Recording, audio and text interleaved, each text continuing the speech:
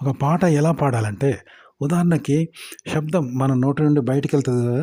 అక్కడ పాట ఏర్పడాలి. అంతే తప్ప మన నోటితోనో, మన నోట్లోనో పాట ఏర్పడొద్దు. అంటే నోరు ఒక ఫ్యాక్టరీ అయితే అందులో తయారు కావద్దు పాట. మన నోరుకు అతీతంగా తయారు కావాలి. అంటే ఇప్పుడు ఒక సిగరెట్ ఉందనుకో, తాగిన తర్వాత వదులుతారు గదా!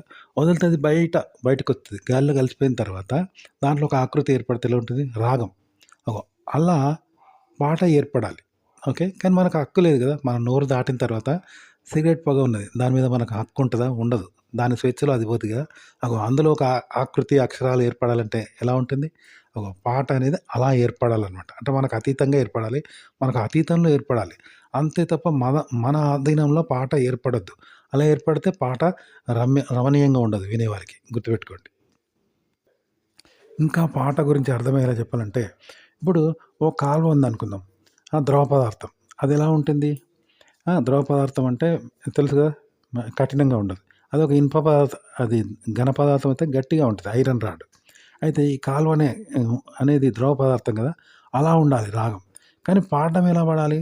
ఘన పదార్థంలాగా పాడాలి. అంటే మనం వదిలిన పొగ ఉంటది చూసినావా? ఆకృతి ఏర్పడుద్ది చూడు. అలా పాట పాడాలి. అంటే అది మనకు అతీతమైంది గదా! పొగ అనేది మనకు అతీతమైంది. మన కంట్రోల్‌లో ఉండదు. మనకు ఆధీనంలో ఉండదు. దాని స్వేచ్ఛలో అది పోద్ది. మనకు దాని మీద ఎలాంటి ఆధీనం ఉండదు. ఆధిపత్యం ఉండదు. అగో అలా పాడాలి. అంటే మనం పాడుతున్న పాటలో మనము గాని, మన యొక్క తయారీ గాని కాకుండా మనకు అతీతం అనేది రానియాలి. మనం పాడే దాంట్లో. ఓకే. మన దాంట్లోనే మనకు అతీతం రానియాలి. అంటే మన నోరు దాటిన తర్వాత పొగ అనుకుందాం.